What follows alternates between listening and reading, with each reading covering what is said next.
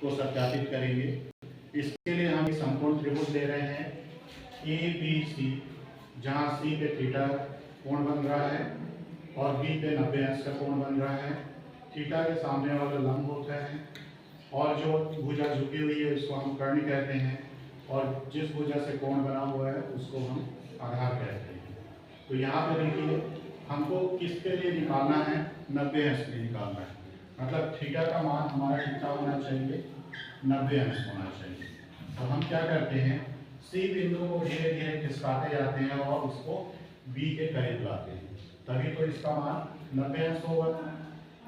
तो पहले की स्थिति हम इसको प्लॉट करते हैं।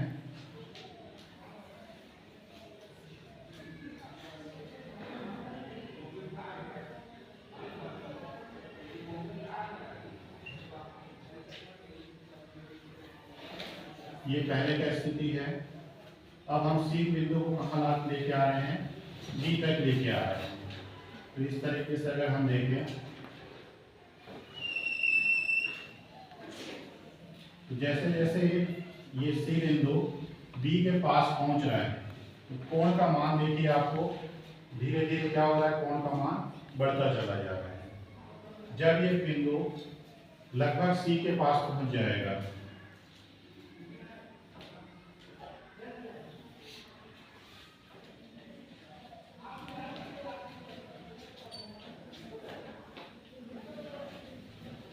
और यहीं पे सी बिंदु भी मिल जाएगा, ठीक है। मतलब अब क्या हुआ कि ये जो पहले सी बिंदु था ए सी, अब ये धीरे धीरे कहाँ पे आ गया, ऐसे खिसकते हुए बी पे आ गया, ठीक है। तभी तो यहाँ पे जो कोण बनेगा सी के लिए थीटा बराबर 90 अंश बनेगा। तो ये लगभग 90 अंश के बराबर है। ये क्या है, 90 अंश जो बन रहा है लगभग है, क्योंकि अगर पूरा ही 90 बन जाएगा और बी भी हमारा 90 है तो हमारा त्रिभुज ही खत्म हो जाएगा, ठीक है। इसलिए हम इसको लगभग लेके चल रहे हैं। और यहाँ पे देखिए जो हमारा लंब है वो है ए बी और आधार को देखिए सी बिंदु कहाँ पे आ गया है, बी पे। तो आधार लगभग क्या हो गया है, 0 हो गया और लंब क्या हो गया है, ये जो कर्ण है वो लंब के बराबर हो गया है। ये स्थिति निर्मित हो गई है, तभी हमारा सी पे 90 अंश का कोण बनेगा, ठीक है। अब यहाँ पे हम त्रिकोणमितीय अनुपातों को लिखते हैं। तो साइन 90 अंश, तो साइन थीटा बराबर होता है लंब बटे कर्ण। लंब हमारा क्या है, कर्ण के बराबर है, तो कर्ण बटे कर्ण हो गया, ये कट गया तो इसका मान कितना आ गया, 1। इसलिए साइन 90 का मान हमको 1 मिलता है, ठीक है। ऐसे ही हमारे पास कॉस को देखें तो कॉस 90 अंश के लिए आधार बटे कर्ण,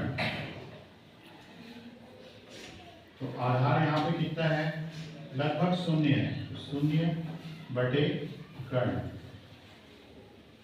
तो ये क्या हो गया, 0 हो गया। इसलिए cos 90 का मान हमको 0 प्राप्त होता है। ऐसे ही हम देखेंगे tan के लिए, तो tan 90 अंश बराबर लंब बटे आधार।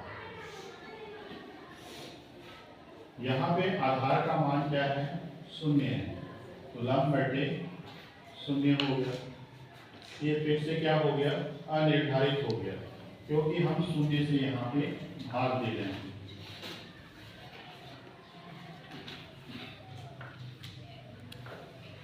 ऐसे ही हम cos 90 अंश में निकालेंगे, तो cos 90 अंश बराबर होता है आधार बटे लंब, और आधार का मान है 0, तो 0 बटे लंब तो हमको इसका मान मिल जाता है 0।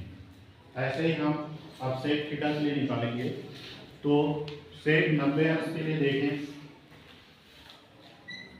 सेक 90 अंश कर्ण बटे आधार। आधार यहाँ पे फिर से हमारा 0 है, तो कर्ण बटे 0 होगा। 0 से भाग देने के कारण इसे हम अनिर्धारित मानते हैं। ये हमारा अनिर्धारित आ गया। वैसे ही हम कोसेक 90 अंश निकालते हैं, तो ये होता है कर्ण बटे लंब। यहाँ पे देखिए हमने यहाँ लिखा है लंब बराबर कर्ण, तो दोनों ही क्या हो गए, कट जाएगा, बराबर है, इसलिए इसका मान क्या हो जाएगा, हमारा 1 हो जाएगा। इस प्रकार से हमने देखा कि जब हमारा कोण 90 अंश होता है उस स्थिति में त्रिकोणमितीय अनुपातों का क्या क्या मान हो सकता है या हो